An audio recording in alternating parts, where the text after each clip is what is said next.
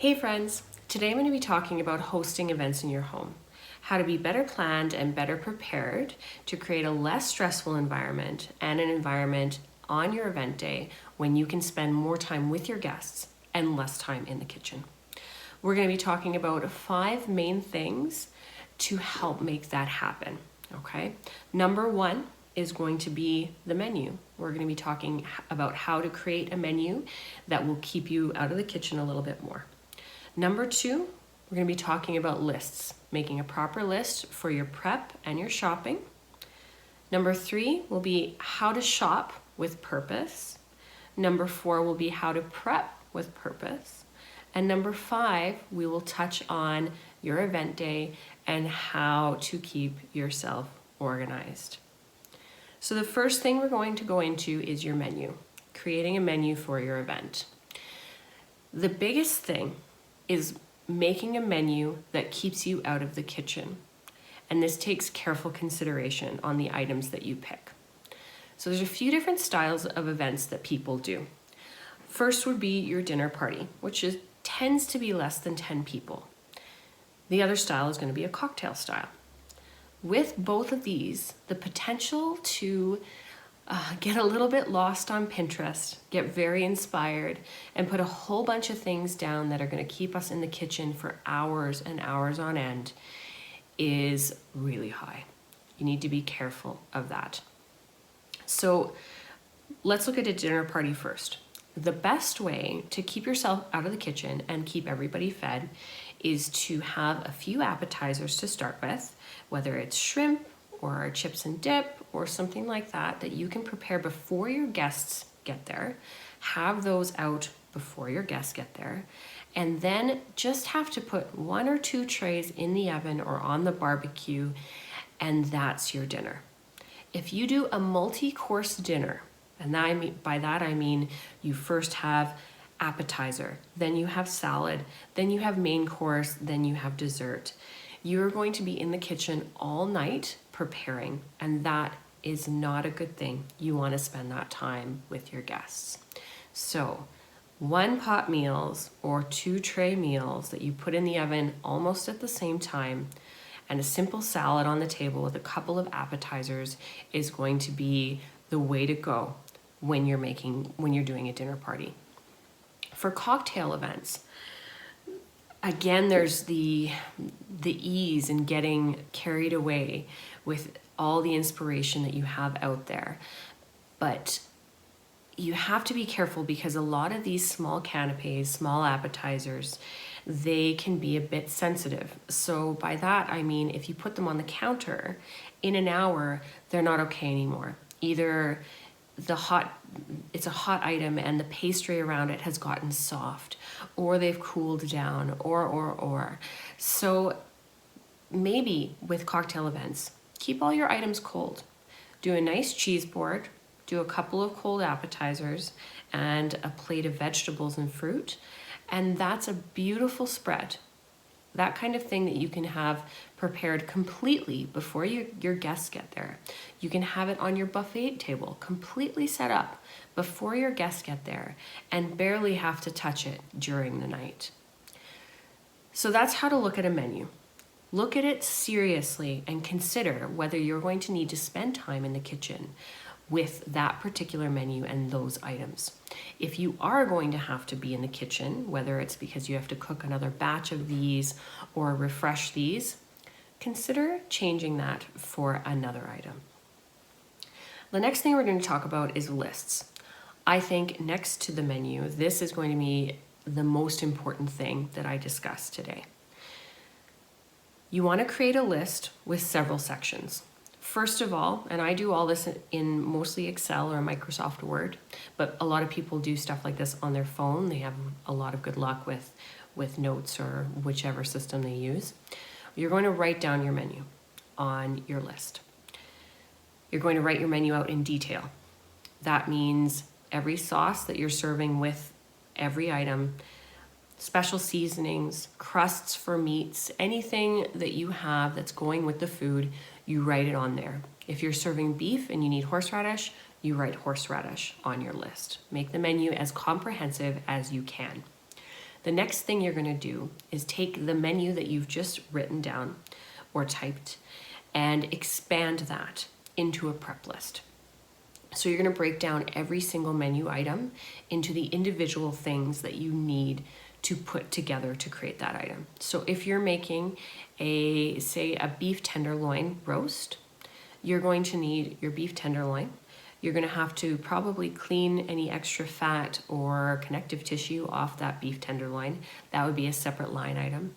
Then you're going to have to sear that beef tenderloin if that's something you do.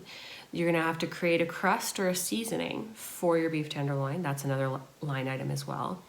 And then you maybe need a gravy, or maybe you want a special sauce or a mayonnaise, or even just horseradish. All those are separate line items. So you really want to look at every single step for every item that you have to prepare and make that a separate line item on your prep list. You do that for your entire menu. From that prep list, you make your shopping list. You do this at home. You do not do this at the grocery store, because you will double buy things that you didn't know you had at home, and you will not buy things that you thought you had at home. So spend the extra 30 minutes and make your shopping list while you're in your kitchen or while you're at your home to make sure that you know exactly what you have to buy. Take the extra time to do this. It will save you much more time in the long run, okay? So then once you have all those lists prepared, you're going to take, or once you have your grocery list ready to go, you're going to take that grocery list and separate it into the different sections of the grocery store. All your produce is going to go in one area of the list, in one list, with a little separation, and then you're going to have all your dairy, your cheese, you're going to have your bread, your freezer section, your specialty cheese and deli section. You're going to have all of this separated, and I always separate it and put it in order of the direction I walk in the grocery store. So as soon as I walk in the grocery store, it's produce. Then I'm in the fancy deli area. Then the raw meats, protein, followed by freezer, followed by all my dry goods. So this is the way my grocery list is laid out to make it as easy as possible for me to complete that shopping with the least amount of fuss. For your prep list, what you're going to do is go back through that, and you're going to separate that into the days, which day you're going to prepare which item on. The best way to prepare an event is to give yourself several days to do it. I always designate 1 day for shopping, 2 days for prep, and then the event day. So on my 2 prep days, I will divide every item on my prep list into 1 day or the other, depending on how far ahead of time I can make those. And I put those in separate columns labeled with the days. So I will have a Thursday column. Everything I'm going to be preparing on that Thursday is on that list. Same for Friday, etc., etc. Okay, so this list, again, you're going to make it as comprehensive, as easy to follow as you can comprehend. Make sure you take the extra time to do this. It will save you time and frustration in the long run. Next thing to talk about is shopping. As I just said, I always dedicate 1 full day to shopping. And by day, I don't mean a whole day, a whole work day.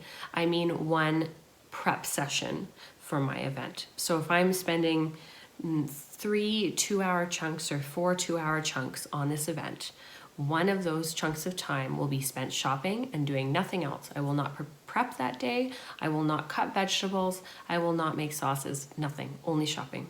Because generally, even for the simplest of events, I have to go to a grocery store, and then I generally have at least 1 specialty store or a bakery or a sweet shop, somewhere that I have to go. So that's going to take 2.5 hours minimum, depending on your drive time. And it's tiring. I find shopping tiring. So I always put that in 1 prep session. When you're shopping, follow the list. Do not get something that's not on the list unless you absolutely know that you need it. But don't start thinking of other menu items that you can make because you're inspired at the grocery store. Stick to your list. It's going to be tiring to shop for all this stuff anyways, so just get it done. Keep your nose to the cart, get through the grocery store, and finish your shopping as soon as possible. And I guarantee that by the end of that shopping trip, you're going to be tired. So make sure you stick to it, shop with purpose, get it done as quickly as you can, and then call it a day. Be done with it. The next thing we're going to talk about is prep. Prepping is when you're making all of the things that you need to make for your menu and doing it ahead of time. You can prep almost everything for your meal beforehand except for final cooking. You can get it completely ready to go so that all you need to do is put it in the oven or put it on the table or put your final garnishes on. This is going to be really important for making your event day less stressful with less to do, less time in the kitchen so that you can spend that time with your guests. When you're prepping, prep again, just like shopping, prep with purpose. Follow your list. You've already set out what you're going to do on what day. Finish your list each day as much as you can. If you forgot to get something at the grocery store and that can't be remedied for that day, fine. But maybe instead of just not doing that item, pick a different item from the next day and finish that instead. So you have the same amount of items that you're prepping on the next day instead of adding something to it. Take your prep very seriously and get it done as quickly as possible because, again, it can get tiring and by the end of it, you tend to not want to do it anymore. So finish it well, and then if you want to make different stuff that you don't have on your list, do that at the end after you've finished everything that you need to finish. Then do the extra stuff. Don't do the extra stuff first. Always do it at the end because if you do your extra stuff first, the fun stuff, you're going to miss out on all the important stuff, and then maybe you'll be scrambling or staying up late or getting up early, and that doesn't make for a calm event day. The last thing we're going to talk about, second last thing we're going to talk about is your actual event day. So you've gone through the whole gambit. You've thought about the event, you created a menu, you've done your list, you've shopped, you've prepped, and now it's event day. Make sure that you have everything set up. If you've gone through all these steps, then really on the day of your event, maybe you'll have 1 or 2 things that you have to finish, and then you just wait for your guests to arrive, or you finish your cooking and wait for your guests to arrive. Event day should be fun. Event day should be you enjoying the process of cooking for people that you love, and then enjoying their company. So put all of your effort into the preparation and all of the steps beforehand, and event day should go very smoothly. It should be fun, and it should be less stressful than it has been in the past. So final thoughts. When you're having a dinner party, and I've said this before, please remember that your guests love you. They want to spend time with you. And if your meal or the food that you're preparing is slightly less perfect or less fancy or less well presented, they are not going to notice. They would rather spend time with you than see you in the kitchen and have a slightly better meal, okay? When we look back on our lives, I'm sure that nobody looked back on a dinner party and said, oh, I really wish that she had made that second appetizer for our dinner party because I would have really enjoyed it. No, it would be quite the opposite. It would be, I wish that she spent more time with us than spending all that time in the kitchen. So think about what really matters. Your guests, they're going to be quality people. They're people that are important to you and they love you and they want to spend time with you. If something goes wrong, you drop a whole plate of food, you drop your strip loin on the floor, and you can't serve anything. Just order pizza. Don't worry about it. Laugh it off. tell your guests, I spent all this time preparing this meal and now we have to get takeout, and take it as something funny, something to remember, and something to be joyful over, that you still get to spend wonderful time with your loved ones and everybody is still going to get fed. Nobody's going to go hungry. Keep what's important at the top of your mind. Always. Quality time. Thank you for listening. Thank you for watching. And I will see you next time.